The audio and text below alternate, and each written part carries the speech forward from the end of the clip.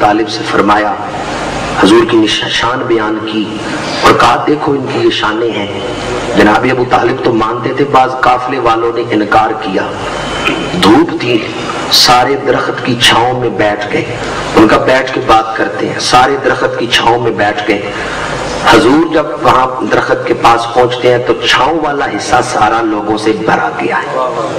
हजूर धूप वाले हिस्से में बैठते हैं। जो ही हजूर धूप वाले हिस्से में तशरीफ रखते हैं, दरख्त अपनी छांव बदल देता है, साया उधर हो जाता है जिधर अल्लाह का नबी बैठा हुआ है।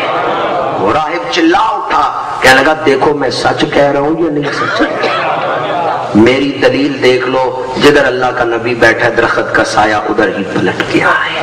हाजा सैयदुल आलमीन, ये सारे जहानों का सरदार आया है। पहचाना कैसे? कांधों के दरमियान मोहरे नबूवत है।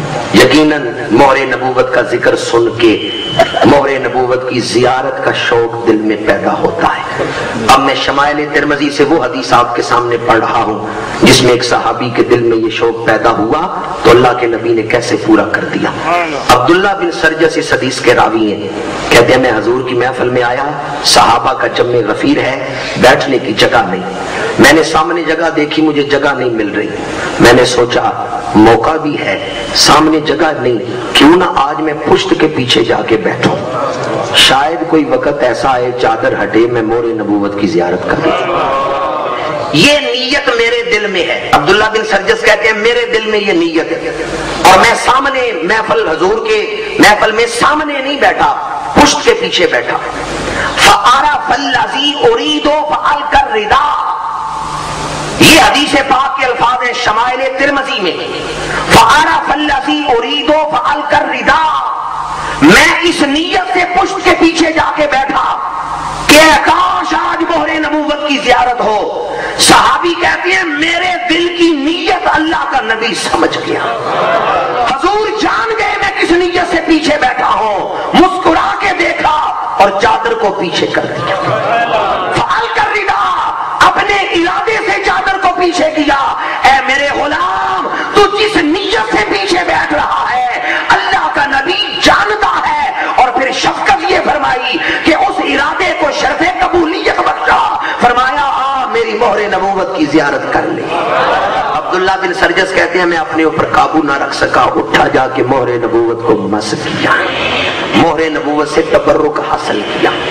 आरफ अल्लाज़ी उरीदो सहाबा का अकीदा है, जो हमारे दिल में बात है अल्लाह के नबी को उसका दिल में छुपी हुई बात का इल्म, ये सहाबा इकराम का अकीदा है कि अल्लाह का नबी जानता है। अल्लाह ने इतनी शान हजूर को अता फरमाई।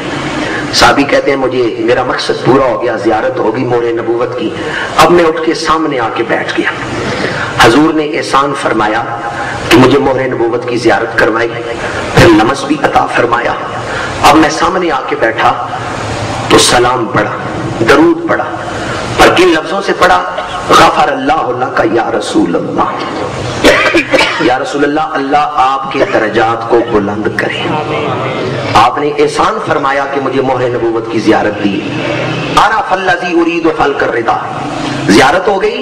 गफर अल्लाहु लका या रसूल अल्लाह, हजूर ने जवाब दिया अल्लाह का, ऐ मेरे लिए दर्जात की बुलंदी की दुआ करने वाले, अल्लाह तेरे भी दर्जे बुलंद करे।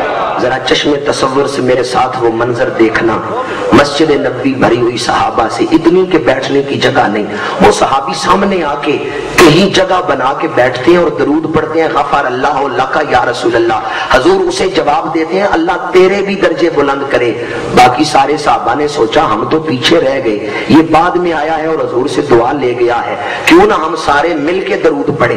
तो सारे सहाबा की जुबान पे आया, हर सहाबी कह रहे गफर अल्लाहु लका या रसूल अल्लाह, गफर अल्लाहु लका या रसूल अल्लाह, गफर अल्लाहु लका या रसूल अल्लाह। मस्जिद के हर कोने से यही आवाज आ रही है। जब सहाबा मिलके दरूद पढ़ रहे होंगे क्या समा होगा।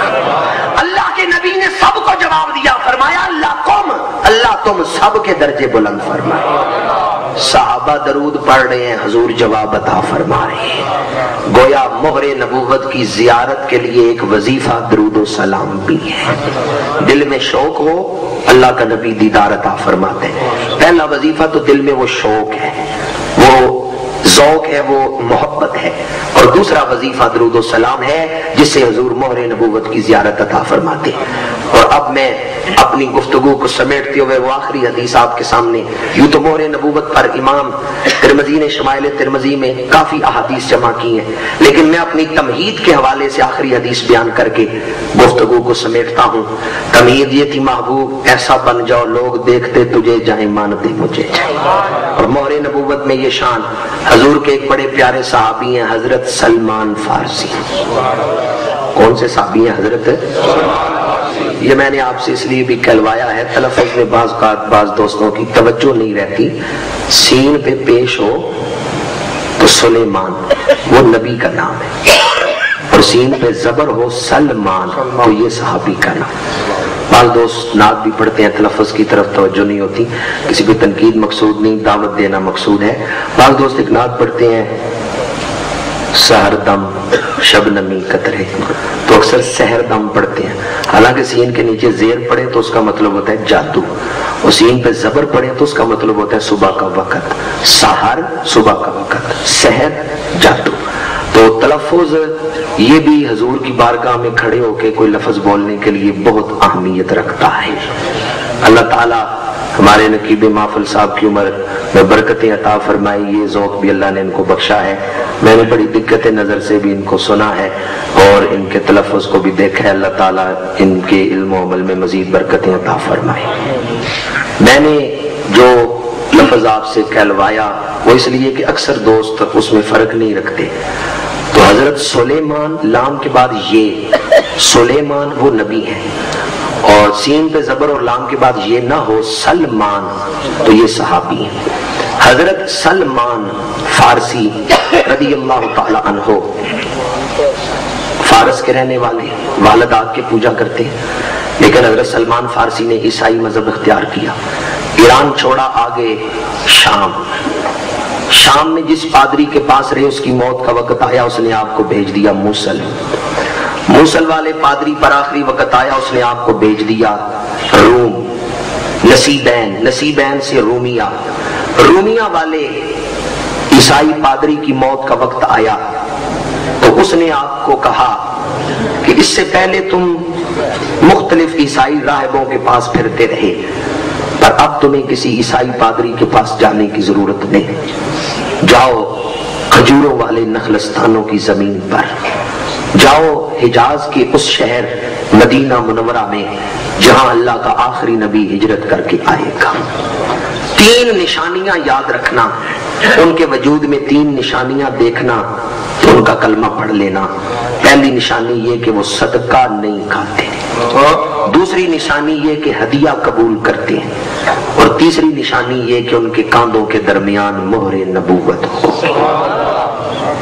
جناب سلمان فارسی روم سے چلے تو آپ اس وقت امیر متمول آدمی تھے، راستے میں ڈاکوؤں سے واسطہ پڑا، گرفتار ہوئے، انہوں نے آپ کو بیچا، بکتے بکاتے مدینہ منورہ پہنچے، اور یہاں ایک یہودی نے آپ کو خریدا، یہودی کا کھجوروں کا باغ تھا، وہاں خدمت کرتے ہیں۔ ایک دن یہودی نے آپ کو درخت پہ، کھجوروں کے درخت پہ چڑھایا ہے پھل اتارنے کے لیے، آپ درخت سے کھجوریں اتار رہے ہیں، وہ یہودی نیچے کھڑا ہے، اس کا بیٹا دوڑتا ہوا آیا اور آ کے کہنے لگا ابا جان ایک نئی خبر سنے، قبا میں ایک ہستی آئی ہے اور اس کا دعویٰ ہے کہ میں اللہ کا آخری نبی ہوں۔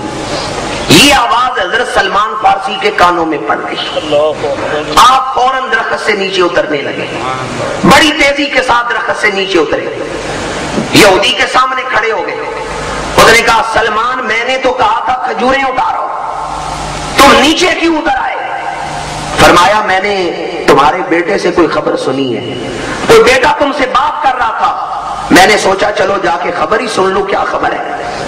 یہودی کو غصہ آیا، چونکہ مالک تھا، غصہ آیا، اس نے حضرت سلمان فارسی کے چہرے پہ تمانچہ مارا، تھپڑ مارا، کہنے لگا باپ اور بیٹے کی بات ہے، تیرا اس خبر سے کیا تعلق ہے، تیرا اس خبر سے کیا تعلق ہے؟ جناب سلمان فارسی کا دل پسیج گیا، اے یہودی میں تمہیں کیا بتاؤں کہ میرا اس خبر سے کیا تعلق ہے؟ میں اسی خبر کے لیے تو کتنے دروازوں پہ پھر کے آیا ہوں. قدم سے لائی ہے ہستی میں آرزوئے رسول، کہاں کہاں لیے پھرتی ہے جستجوئے رسول. تو پوچھتا ہے کہ اس خبر سے میرا کیا تعلق ہے، پر بات دل میں رکھی، زبان پہ نہیں لائی. دل پسیج گیا، ظاہراً چونکہ غلام تھے، دل پسیج گیا. کہنے لگے میرے چہرے پہ تمانچہ مارنے والے تجھے کیا بتاؤں میرا اس خبر سے کتنا گہرا تعلق ہے. اور سارا دکھ دل میں ہی رکھا. پھر درخت پہ چڑھ گئے، کھجوریں اتارنے لگے. اب کسی موقع کے انتظار میں رہے، کوئی وقت لگے تو میں جا کے حضور کی زیارت کروں. ایک دن موقع لگا، حضور کی محفل میں گئے، کچھ صدقہ لے کے گئے، پیش کیا اور ساتھ عرض کیا یہ صدقے کا مال ہے. حضور نے فرمایا میں اللہ کا نبی ہوں، میں صدقہ استعمال نہیں کرتا، ہاں مستحقین کو دے دیتا ہوں. حضور نے وہ صدقہ مستحقین میں تقسیم کر دیا. سلمان فارسی کا دل خوش ہو گیا، پہلی شرط پوری ہو گئی، پہلی نشانی نظر آ گئی. چند دنوں بعد پھر آئے، ہدیہ لے کے آئے. ہدیہ حضور کی خدمت میں پیش کیا، عرض کیا یہ ہدیہ ہے. حضور نے فرمایا میں اللہ کا رسول ہوں، ہدیہ قبول کرتا ہوں. صحابہ سے فرمایا صحابہ ہو تم بھی اس میں شامل ہو جاؤ. حضرت سلمان فارسی کہتے ہیں میرا دل خوش ہو گیا، 2 نشانیاں پوری ہو گئی. اب تیسری نشانی مہر نبوت کی زیارت. حضرت سلمان فارسی جیسا مرد حق جس نے حق کی جستجو میں کتنے شہر پھرے تھے اور جس کے دل میں سچی تلاش ہے اللہ کے رسول کے پیچھے، اللہ کے رسول کے پیچھے کئی جگہ پہ پھرے، کوئی موقع لگے کہ مہر نبوت کی زیارت ہو. مولوی زکریا سہارنپوری اور دیگر کئی سیرت نگاروں نے لکھا ہے ایک روز حضور نماز جنازہ پڑھانے تشریف لے گئے. حضرت سلمان فارسی بھی اس جلوس میں شامل ہو گئے کہ کوئی موقع ملے شاید چادر پیچھے ہٹے. آپ جنت البقیع میں جا کے ایک جگہ تشریف فرما ہوئے. سلمان فارسی پیچھے بیٹھ گئے اور دل میں سوچنے لگے آج بھی میں محروم رہا، آج بھی مہر نبوت کی زیارت نہ ہو سکی. میرے آقا نے مڑ کے دیکھا اور اپنے ہاتھوں سے چادر مبارک پیچھے ہٹا دی. اے سلمان فارسی دل میں حسرت نہ رکھنا کہ آج بھی میں محروم رہا. آؤ آ کے تیسری نشانی بھی دیکھ لو. مولوی زکریا سہارنپوری نے بھی لکھا ہے جناب سلمان فارسی کو جب مہر نبوت کا دیدار ہوا جذبات پہ قابو نہ رکھ سکے، اٹھ کے دوڑے اور آ کے حضور کے کاندھوں پہ ہاتھ رکھ لیا ہے اور اپنے ہونٹ مہر نبوت پہ رکھ کے زاروں قطار رو بھی رہے ہیں، مہر نبوت کو چوم بھی رہے ہیں، مہر نبوت کو چومتے جا رہے ہیں، اشک بہاتے جا رہے ہیں. صحابہ یہ منظر دیکھ کے حیران ہیں کہ سلمان فارسی کو کیا ہوا، یہ آج بے تابانہ یوں مستانہ وار روئے کیوں جا رہا ہے. میرے نبی نے فرمایا صحابہ تم اس کے دل کی کیفیت نہیں جانتے، میں جانتا ہوں کہ سلمان کا دل اس وقت کس طرح عرش الہی کا زینہ بنا ہوا ہے. یہ مرد حق تھا، حق آقا مرد تھا. جب تیسری نشانی اس کو نظر آئی اس کا دل خوشی سے بھر گیا، زبان پہ کلمہ اسلام جاری ہو گیا. اشہد ان لا الہ الا اللہ وحدہ لا شریک لہ واشہد ان محمدا عبدہ ورسولہ صلی اللہ علیہ وسلم. تکبیر، نعرہ رسالت، نعرہ حیدری، عظمت و شان مصطفیٰ. مہر نبوت کی ایک تاثیر یہ بھی ہے اس کے دیدار سے رقت نصیب ہوتی ہے، اس کے دیدار سے